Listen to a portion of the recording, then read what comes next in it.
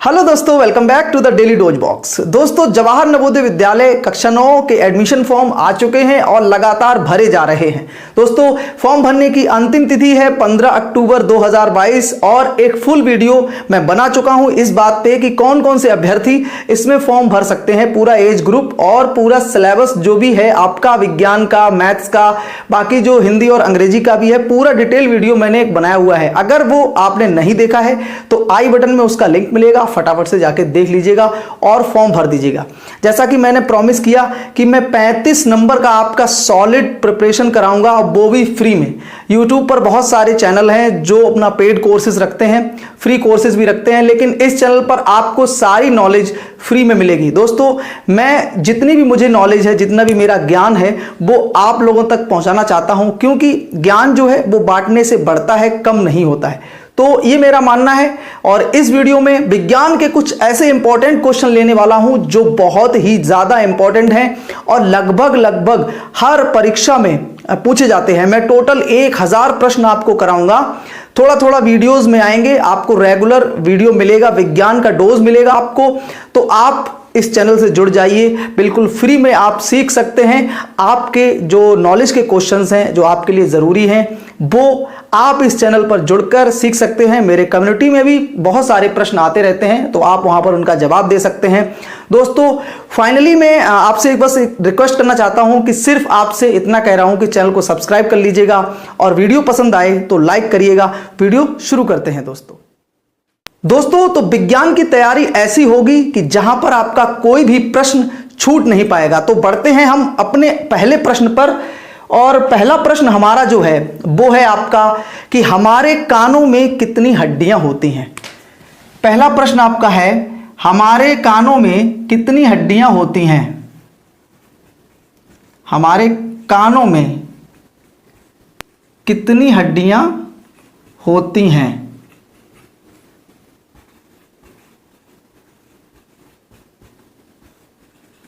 Video थोड़ा लंबा हो सकता है, लेकिन कुछ इस तरीके से आपको बताऊंगा कि जो आपको हमेशा समझ में आएगा, कभी भी आप भूलेंगे नहीं। तो हमारे कानों में कितनी हड्डियां होती हैं? हमारे कानों में टोटल 6 हड्डियां होती हैं। अगर आपके लिए यह प्रश्न है कि हमारे कानों में कितनी हड्डियां होती हैं, तो जो आंसर रहेगा आपका वो रहेगा टोटल 6 हड्डियां होती हैं। प्रश्न बदल भी सकता है। अगर प्रश्न ये दे दे कि हमारे कान में कितनी हड्डियां होती हैं, तो आपका उत्तर क्या हो जाएगा?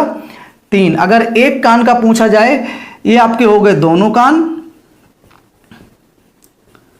और ये आपका हो गया एक कान, यानी एक कान में जो हड्डी होती है वो होती है आपकी 3 और दोनों कानों में जो हड्डी होती हैं वो होती हैं आपकी 6। हमारे कान में टोटल 3 टाइप की हड्डियां होती हैं, जिसमें पहली हड्डी आपकी इनकस, दूसरी है मालेयस और तीसरी है स्टेपस। और अगर ये पूछा जाए कि शरीर की सबसे छोटी हड्डी कहां पर होती है, तो वो भी हमारे कान में होती है और उसका नाम होता है आपका स्टेपस, जो तीसरे नंबर की हड्डी होती है। दोस्तों, दूसरा प्रश्न आ जाता है, कम तापमान को मापने वाला यंत्र कौन सा होता है? आपका दूसरा प्रश्न ये है, कम तापमान को मापने वाला यंत्र कौन सा है?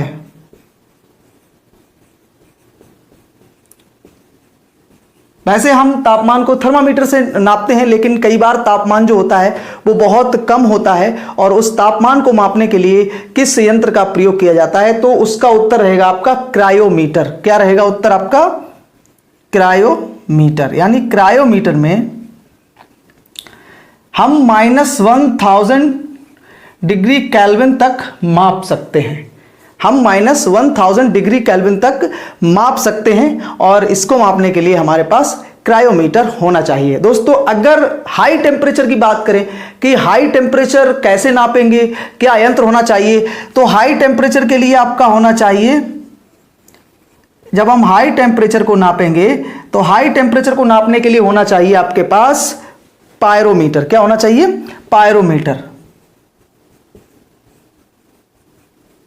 पायरोमीटर से हम हाई टेम्परेचर को माप सकते हैं, जैसे सूर्य की सतह का तापमान और इस सब चीजों का। ऐसे हाई टेम्परेचर, बहुत ज्यादा जो टेम्परेचर होता है, उसको हम माप सकते हैं पायरोमीटर के माध्यम से। दोस्तों, ये 2 प्रश्न अगर आपको समझ में आ गए हों तो कमेंट करके जरूर बताइएगा। और आगे भी अभी प्रश्न अभी खत्म नहीं हुए हैं, बहुत सारे मैंने प्रश्न लिख रखे हैं, मैं देख रहा हूं इधर, उसके बाद आपको पढ़ा रहा हूं, आपको बता रहा हूं इन सब चीजों को। एक एक चीज, एक एक प्रश्न के साथ हम लगभग 2 से 3 प्रश्न कवर करेंगे। जैसे इसमें आपके प्रश्न कवर हो गए 2 से 3, इसमें भी आपके 2 प्रश्न कवर हो गए। तो ऐसे ही प्रश्नों पर आगे प्रश्नों की संख्या जो है आगे बढ़ती रहेगी। टोटल 1000 प्लस आपको प्रश्न कराऊंगा जो आप नोट करके रखेंगे, और वीडियो ज्यादा बड़ा भी नहीं रहेगा, छोटा सा वीडियो रहेगा, ज्यादा बड़ा भी नहीं रहेगा, तो आप पूरा अच्छे से कर सकते हैं। दोस्तों अगला प्रश्न आपका है, तीसरे नंबर का प्रश्न है आपका, सूर्य तथा तारों की ऊर्जा का स्रोत क्या होता है? भाई उनको एनर्जी कहां से मिलती है भाई? स्रोत क्या होता है या क्या है, कुछ भी आप बोल सकते हो। सूर्य और तारों की ऊर्जा का स्रोत क्या होता है? आप सभी को पता है कि जितने भी स्टार्स होते हैं उनकी सेल्फ एनर्जी होती है, ठीक है, वो खुद चमकते हैं। तो उनके पास वो चमक कहां से आती है? तो इसका उत्तर है हाइड्रोजन का हीलियम में परिवर्तन। हाइड्रोजन का हीलियम में परिवर्तन।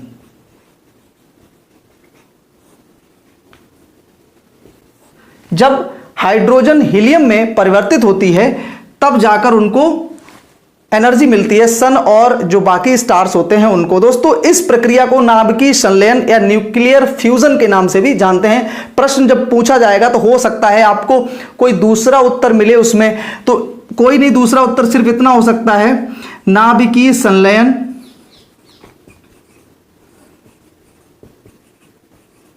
या फिर अंग्रेजी में लिखा हो सकता है न्यूक्लियर फ्यूजन। इसके अलावा और कुछ भी नहीं लिखा होगा। दोस्तों मोस्ट इंपॉर्टेंट विज्ञान के क्वेश्चंस हैं वो आपके लिए रहेंगे हमारे हर वीडियो में, और आप उनको कायदे से नोट करते जाइए, भूलिएगा नहीं। दोस्तों अगला प्रश्न हम आते हैं, अगला प्रश्न बहुत जल्दी जो है हम कवर करेंगे। अगले प्रश्न पर बढ़ते हैं, प्रश्न संख्या 4। थोड़ा लिखने में टाइम लगता है, कोई नहीं।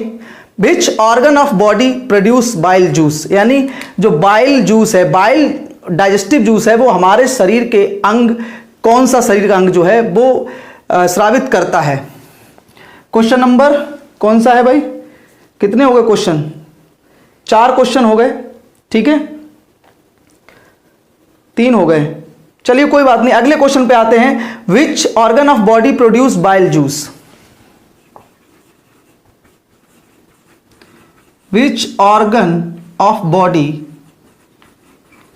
produced bile juice?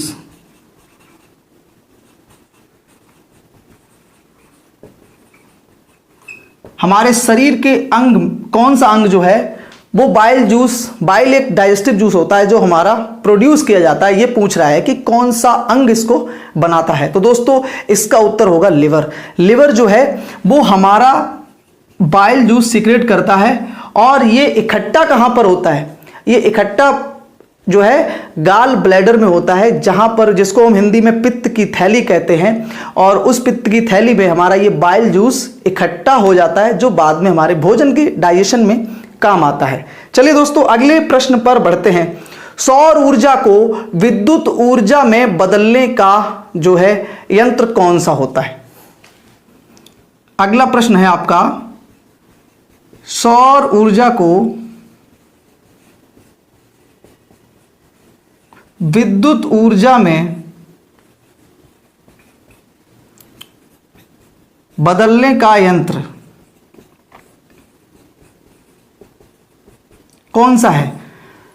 Which instrument is used to change solar energy to electric energy? यानी कि हमारी जो सोलर एनर्जी है उसको इलेक्ट्रिक में कौन चेंज करता है? तो आपका आंसर होगा फोटोवोल्टिक सेल, जिसको हम, आपने देखा होगा आपके घरों में या छतों में कई बार लगे होते हैं प्लेट्स, जिनको हम सोलर प्लेट कहते हैं, वो फोटोवोल्टिक सेल ही होते हैं, छोटे छोटे मिलकर बने होते हैं। आप ज़्यादा बड़ी बात नहीं, आपके कैलकुलेटर में भी एक छोटी सी पट्टी होती है, वो भी आपका फोटोवोल्टिक सेल ही होता है, जो सनलाइट को चेंज कर देता है इलेक्ट्रिक एनर्जी में। चलिए दोस्तों, आपको ये प्रश्न अगर पसंद आ रहे हैं तो वीडियो लाइक ज़रूर करें, और चैनल को सब्सक्राइब जरूर करें। ऐसे ही तैयारी मैं आपको कराऊंगा बेहतर ढंग से, बेहतर तरीके से।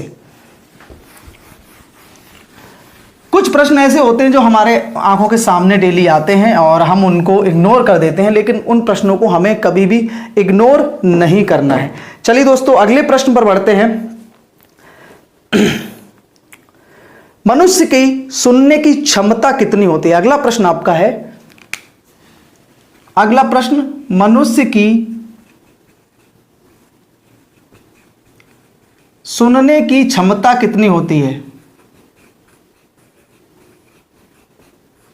कितनी होती है?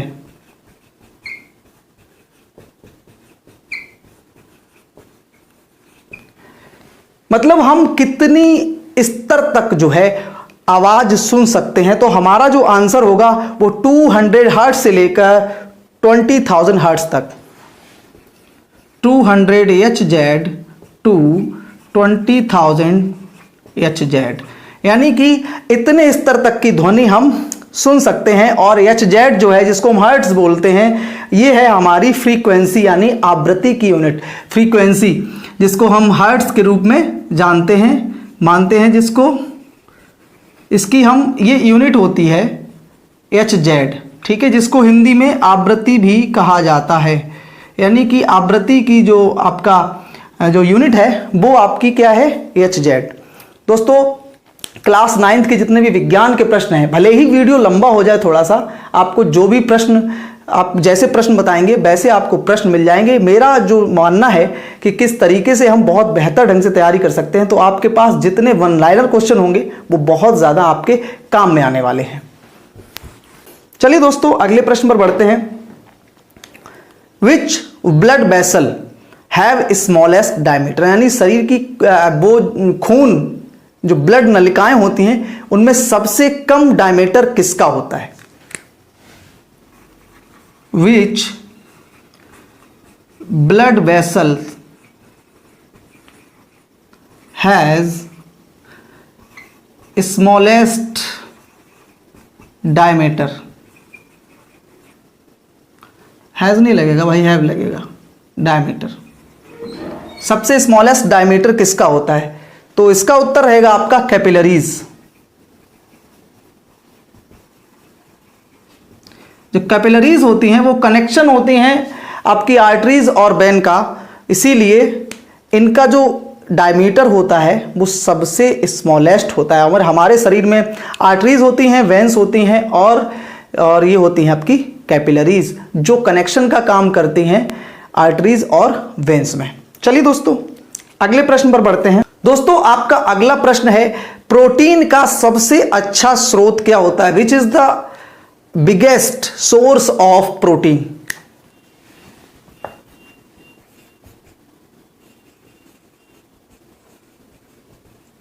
Which is the biggest source of protein? Protein का सबसे अच्छा स्रोत कौन सा माना जाता है? प्रोटीन हमारे शरीर के लिए बहुत ज़्यादा ज़रूरी होता है और ये हमारा बॉडी को ग्रो करने के काम आता है। ग्रोइंग फूड होता है, और जितने भी ग्रोइंग फूड होते हैं, मसल्स फूड होते हैं, जो हमारी मसल्स को ग्रो करते हैं, बॉडी को ग्रो करते हैं, आपकी बॉडी को बढ़ाने के काम में आते हैं, उन सब में जो है ना प्रोटीन की मात्रा होती है। लेकिन सबसे अधिक किस में होती है? तो इसका उत्तर है सोयाबीन एंड मशरूम। आपको सोयाबीन में सबसे ज़्यादा मिलेगा और सोयाबीन और मशरूम इसका जो है सही उत्तर होगा। मैं ऑप्शन इसलिए नहीं बता रहा हूं क्योंकि आपको बस वन लाइनर क्लियर करने हैं। और दोस्तों, इन वन लाइनर के साथ में आज से जो है वो सीरीज शुरू हो गई है जवाहर नवोदय विद्यालय क्लास 9th के विज्ञान के 35 नंबर की। दोस्तों, अगर आपको ये क्वेश्चन पसंद आए हैं तो कमेंट करके जरूर बताइएगा। इन प्रश्नों को अगर आपने पसंद किया होगा तो आगे भी लाइव सेशन में और वीडियोस के माध्यम से आपको अगली क्लास में वो सारे क्वेश्चंस एक एक करके 10-10, 15-15 करके आपको देता रहूंगा। चलिए दोस्तों, मिलते हैं अगले वीडियो में कुछ नए प्रश्नों के साथ, कुछ नए सवालों के साथ। तब तक के लिए ख्याल रखिए। जय हिंद।